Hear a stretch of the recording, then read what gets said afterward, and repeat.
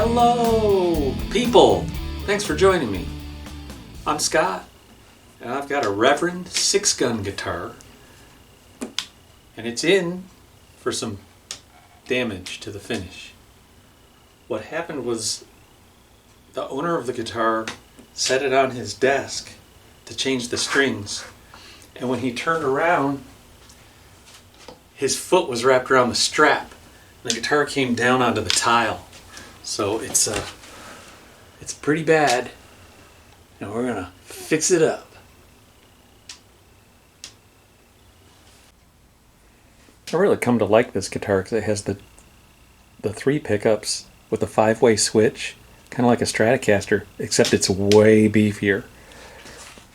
This humbucker is pretty gnarly, and of course P90s are as raunchy as you can get. Or if you're playing through a clean amp, it's all good. It's very versatile. So I'm going to use some of my Ding Kings methods on this here. I'm going to fill it in first and with epoxy putty. And I should probably get rid of some of these jagged edges. Let's zoom in a little bit. We'll give a shout out to Ian Davlin and his Luth group, because just using this like small piece of Lexan as a sanding stick is something that he shared. And just this one little thing has just been so helpful. Now I'm sharing it with you. Actually, Stu Mac shared Ian's Ding Kings method many years ago, like 3-4 years ago. So if you go back in the Stu Mac archives, you'll see Ian with Dan Earlywine at Dan's shop in Ohio, with a class of guys, students, pro luthiers that came in for the class.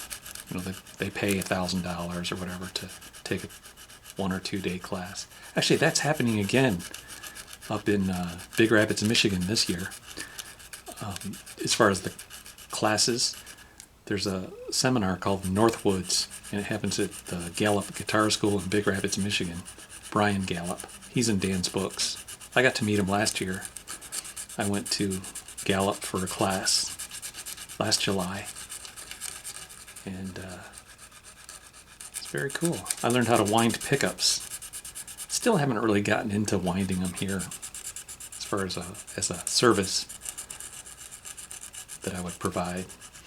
But this is going to be really boring, so I'm going to finish this task and then we'll move on to the next. This area on the side adjacent to the top damage looks really bad too. It's all cracked. So this is going to have to come off. I'm going to scrape this down and get it just down below the surface of this area. Scratch this down a little lower and add the color and the clear finish on top of this as well. Bummer.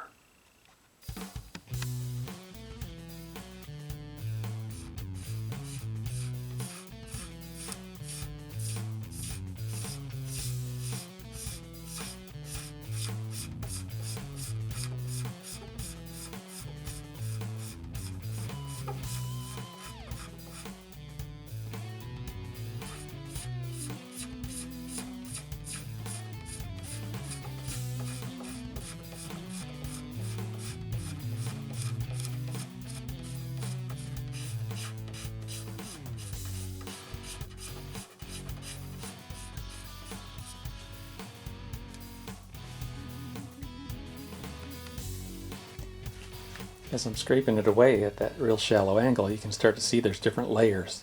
It kind of looks like the Grand Canyon, doesn't it? So there's 4 layers. So there's the blue color, and then like 3 layers of polyester clear finish. They all look blue, of course, because the clear is translucent, and you can see right through it to the blue, but I believe the only blue coat is that very teeny tiny little coat. I can kind of verify that.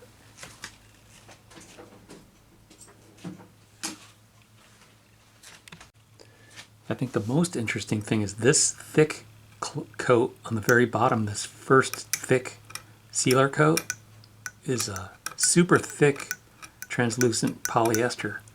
Then there's maybe a base coat of color, and maybe the top coat of color. And then these top two are definitely just clears.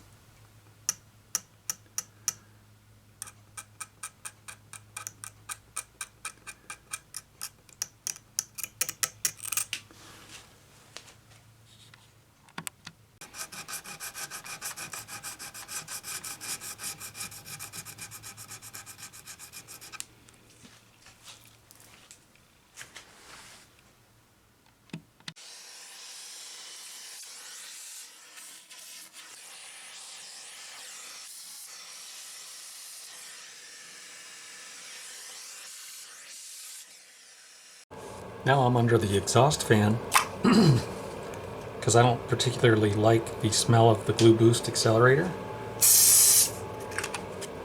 Can't really say if it's toxic or not. I was saying stuff like that a month or two ago, but I'm not sure if it's toxic or if it's just annoying. This is the fill and finish thick.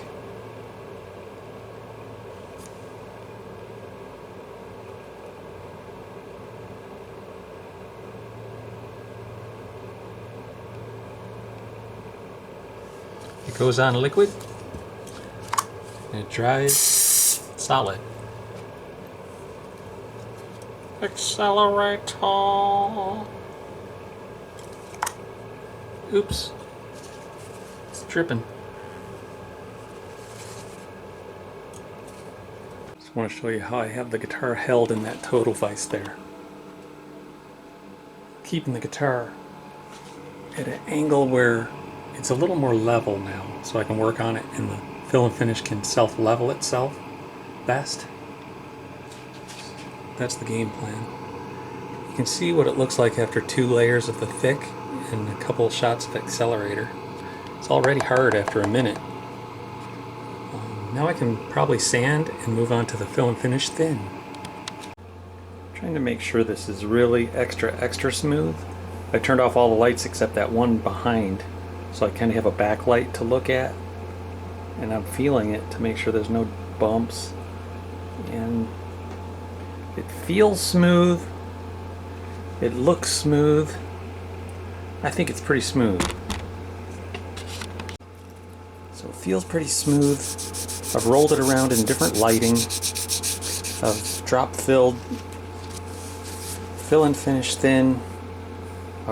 I've rubbed over it with my fingers and my thumbs. It's pretty darn smooth.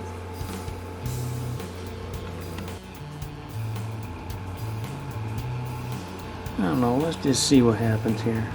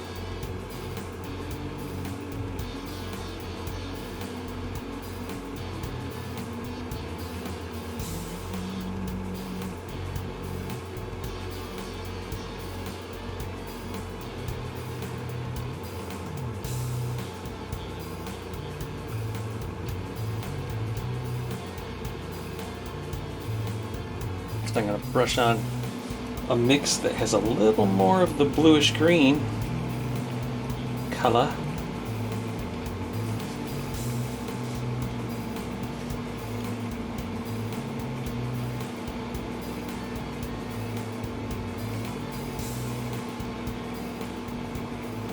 I don't know, that seems to be a little too translucent.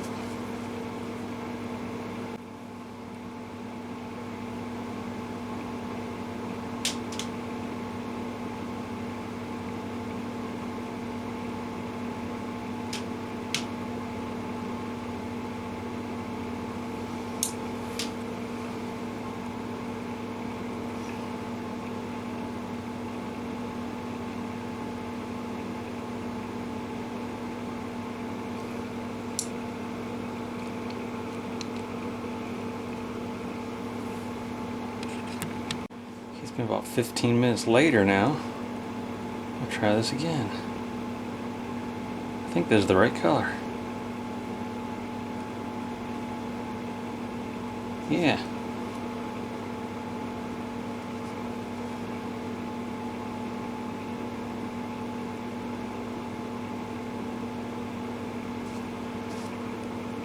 It's a good color.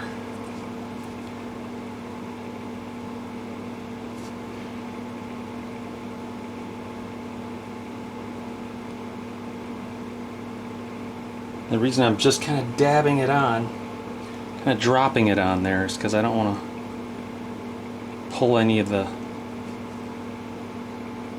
first coat off, if you will. If you know what I'm saying. Because that would kind of be easy to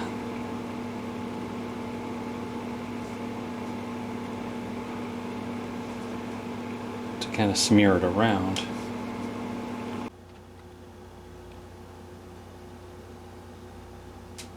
Alright, I don't want to zoom in too close and give it away that it's not perfect yet. I mean, it's never going to be perfect, okay? But I just blopped that on there and I just put it up on the wall so I could see if I'm in the ballpark or where am I at with that color. And I don't want to get too close now. I don't want to reveal anything. It doesn't look great up close, but I think it's the right color. It actually, when I came back up here the next day to apply the clear top coat on top of it, it looked too dark and too green. So I took acetone on like a paper towel and just wiped it right off. And mixed up another batch, and I just tried to make it a little more white and a little less green. And there it is. So tomorrow I'll start back up with this and I'll put that clear finish on there. Now for an update on the old Martin Aura that has the yellow stains, orange stains around the binding. This is a tedious job. I found out that as I grab the little shavings to pull them off and throw them in the trash, it stains my fingers. It's like working with turmeric. Maybe it was like a natural organic strap that was dyed with turmeric or something. Or dandelions, I don't know. That's what it reminds me of. But, alright, well I got it all out of the cutaway. There's this one part down here though that's a real problem. Gonna have to do some major scraping right around here. I realized after watching that first video that I never showed you the spots on the back.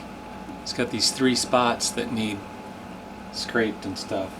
I also found out that you can take like acetone and rub it, or lacquer thinner. Here's some lacquer thinner.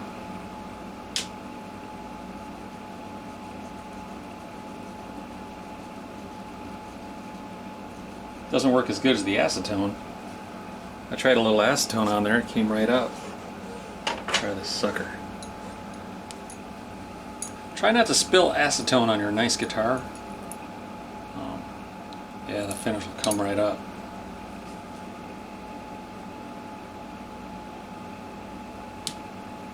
Only on YouTube do you get to see someone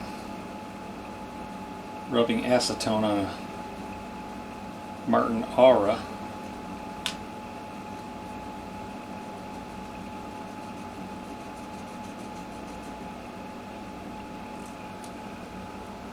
Still have to scrape it off. Now I scrape the blue from the bindings.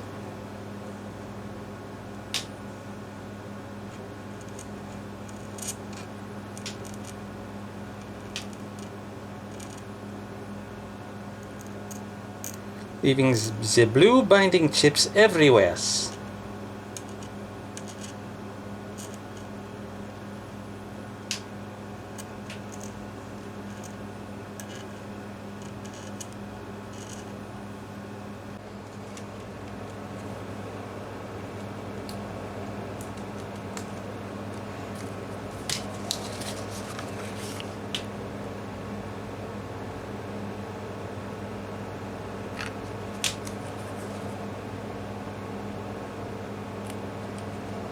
So I use the Glu+Boost Fill and Finish Thin. So we can learn this on the Luth group Patreon if you guys are interested in really learning more about finish repairs. There's a couple years worth of instruction on there already, and I think annual membership's only like $135. I started out with just the basic, you know, like $50 a year when I joined.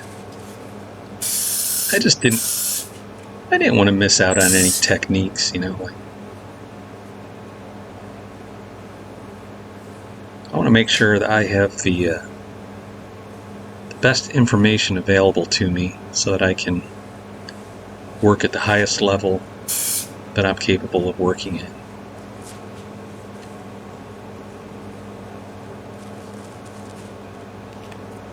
Yeah, I joined as a Luth, and then I got on the Luth Along Zoom call that very week, and Dan Earlywine and Doug Proper were there to greet me, and I was like, oh hell, I'm gonna pledge. Oops, the paper towel just stuck. Oopsie. That's not good. Gotta let it harden, sand it off, and then reapply. Not a fatality. Anyways, back to the story.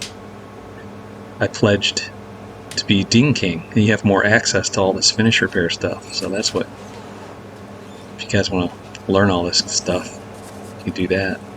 Then the next year I was like, I got to do something extra for these guys, and I pledged a couple hundred more.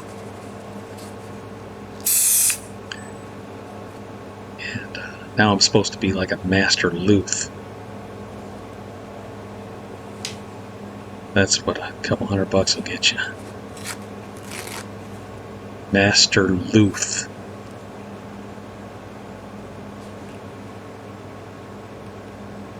So thin little layers of the fill and finish thin.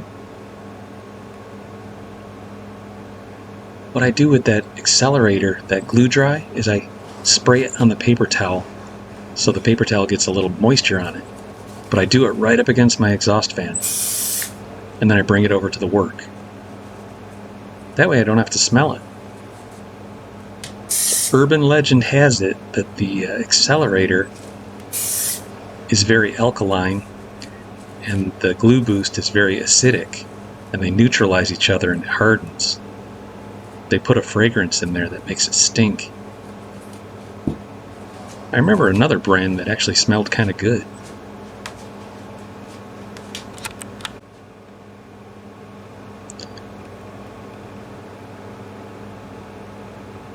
Oh, I wanted to say I came up with another method that might work real good here. I do about 6 thin coats, and after they dry, I go over it with 400 grit dry sandpaper And then I do one more coat of the fill and finish thin over the sanded area, giving me a total of like 7 or 8 coats.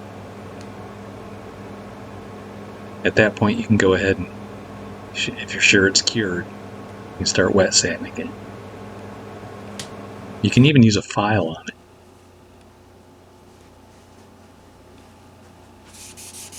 This is the 600 grit wet sandpaper. I'll go 600, 8, 1000, 1200, 15, 2000. Then I'll use the Trizac pad.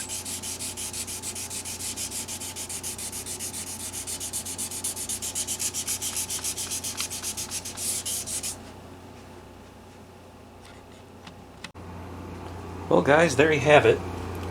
I went through 7 different abrasives and 4 different polishing compounds to get rid of all those scratches. I did the 600 grit wet sandpaper all the way through 2000. Then I used the 3000 grit Trizac pad, which is a foam pad with an abrasive on it. And then I do the color tone coarse and medium, and McGuire's Ultimate Compound and Ultimate Polish, and now I'm applying a little bit of this cleaner wax. And you know, he's already paid me for it, but if he's not happy, and I sure hope he likes it better than it was, because you know, your arm goes right there. It's got to feel good too and look good. We could always sand it back down to bare wood if he doesn't like the color. I thought it looked kind of cool, like a relic. And then, you know, I always say if you don't like the way it looks, just dim the lights a little bit. And all my repairs look great in the dark. Yep, that's about as good as we could do for a few $100s I charged. If you want to send me your guitar from out of town, I have a minimum $400 for finish repairs.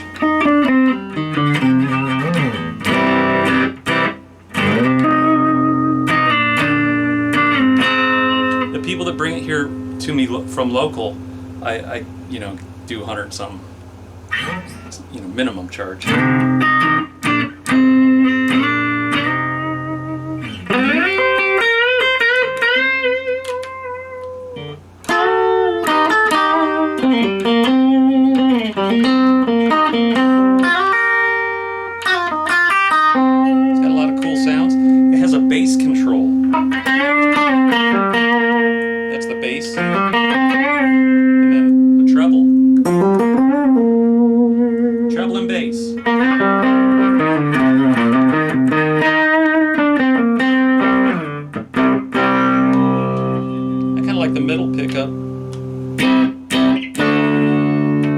Right there. Middle P90 is a good sound.